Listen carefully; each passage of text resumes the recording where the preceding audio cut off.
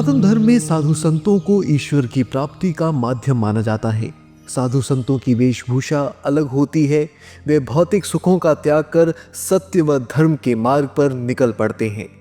आमतौर पर साधु संत लाल, पीला या केसरिया रंग के वस्त्रों में नजर आते हैं, लेकिन नागा साधु कभी भी कपड़े धारण नहीं करते हैं।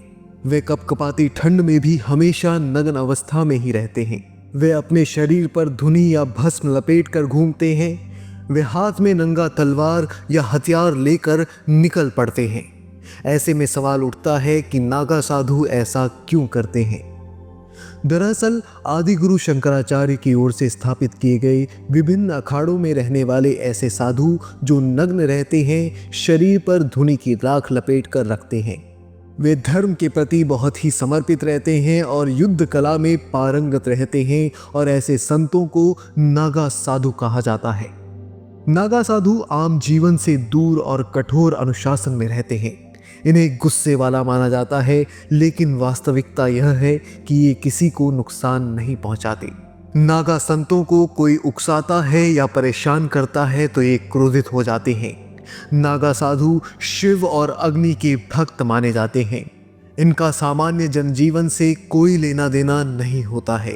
नागा साधु अधिकांश पुरुष होते हैं, लेकिन अब कुछ महिलाएं भी नागा साधु बनने लगी हैं, लेकिन वे नग्न नहीं बल्कि भगवा वस्त्र धारण करती हैं। ठंड से बचने के लिए नागा साधु योग करते हैं और अपने विचार व खान पान दोनों में ही संयम रखते हैं। नागा साधु एक तरह से सैन्य पंथ है, यानी युद्ध करने वाला, और वे एक सैन्य रेजिमेंट की तरह बंट कर रहते हैं और अपने त्रिशूल, तलवार और शंख से इस दर्जे को दर्शाते भी हैं। नागा साधु कुंभ के अवसर पर ही दिखाई देते हैं।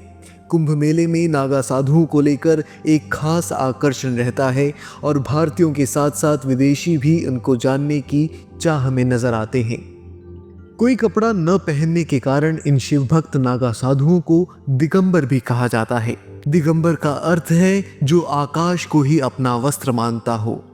कपड़ों के नाम पर पूरे शरीर पर धुनी की राख लपेटे नागा साधु कुंभ मेले में शाही स्नान के समय ही खुलकर सामने आते हैं और शाही स्नान के समय अपनी अपनी मंडली के साथ आचार्य महामंडलेश्वर श्री महंत के रथों की अगुवाई करते हुए शाही स्नान करते हैं और पुण्य प्राप्त करते हैं। पौराणिक मान्यताओं के अनुसार सबसे पहले महर्षि वेदव्यास ने संगठित रूप से वनवासी सन्यासी परंपरा की शुरुआत की।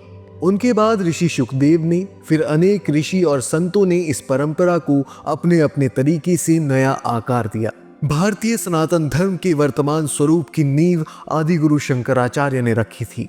शंकराचार्य का जन्म 5वीं शताब्दी ईसा पूर्व में हुआ था, जब भारतीय जनमानस की दशा और दिशा बहुत अच्छी नहीं थी।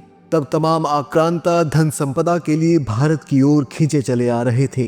कुछ खजाने को अपने साथ ले गए तो कुछ भारत में ही बस गए, लेकिन इससे शांति व्यवस्था में व्यवधान आया और साथ ही ईश्वर, धर्म शास्त्रों के तर्क, शस्त्र और शास्त्र सभी में चुनौतियों का सामना करना पड़ा। ऐसे में सनातन धर्म की रक्षा के लिए आदि गुरु शंकराचार्य ने देश के 4 कोनों में 4 शंकराचार्य पीठ, गोवर्धन पीठ, शारदा पीठ, द्वारिका पीठ और ज्योतिर्मठ पीठ की स्थापना की। मठ मंदिरों की संपत्ति बचाने और सनातन धर्म की रक्षा के लिए विभिन्न संप्रदायों की शाखाओं के रूप में अखाड़ों की स्थापना हुई थी। सामाजिक उथल पुथल के इस युग में केवल आध्यात्मिक शक्ति से ही इन चुनौतियों का मुकाबला करना संभव न देख शंकराचार्य ने यह जोर दिया कि युवा साधु व्यायाम करके शरीर को सुदृढ़ बनाए और अस्त्र शस्त्र में निपुण बने।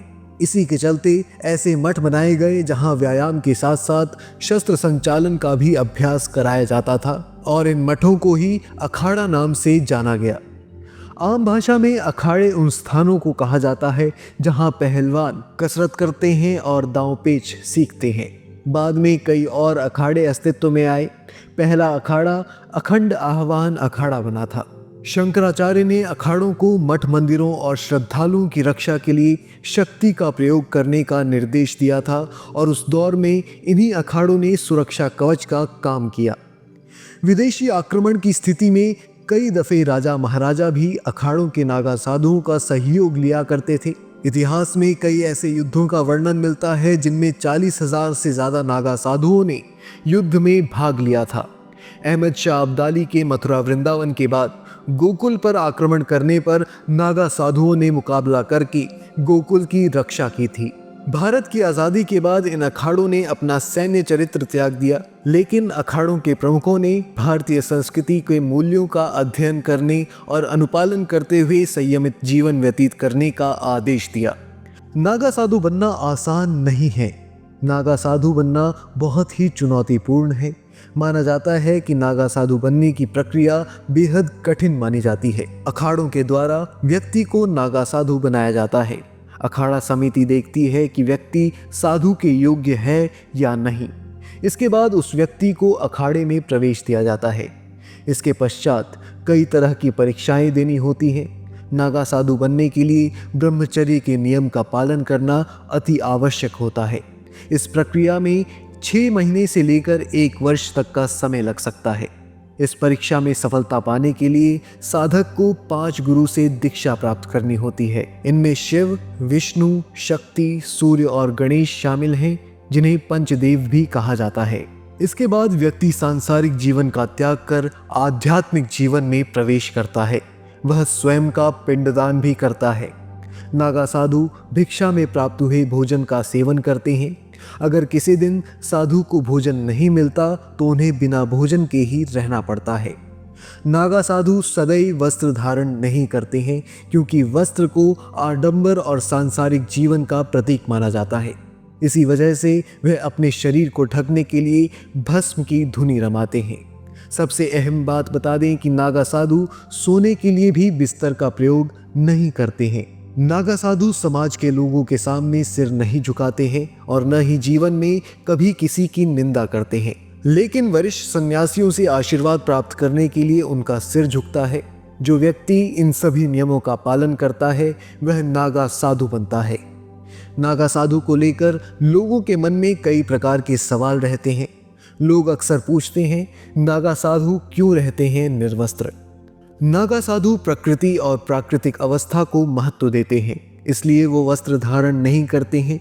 इसके अलावा नागा साधुओं का मानना है कि इंसान निर्वस्त्र जन्म लेता है और इसी वजह से नागा साधु हमेशा निर्वस्त्र रहते हैं। नागा साधु अपने शरीर पर भस्म और जटाजूट भी धारण करते हैं। कुछ लोगों के मन में यह सवाल भी आता है कि नागा साधुओं को ठंड क्यों नहीं लगती? नागा साधुओं को ठंड न लगने के पीछे एक बहुत बड़ी वजह है और वह है योग। नागा साधु 3 प्रकार के योग करते हैं जो इन्हें ठंड से निपटने में सहायता करती है। इसी तरह अपने खान पान पर भी काफ़ी संयम रखते हैं। इनका मानना है कि इंसान का शरीर जिस माहौल में ढालेंगे उसी तरह वह ढल जाएगा। लोगों का यह भी सवाल रहता है कि नागा साधु कहाँ रहते हैं। कहा जाता है कि नागा साधुओं का कोई विशेष स्थान या मकान नहीं होता।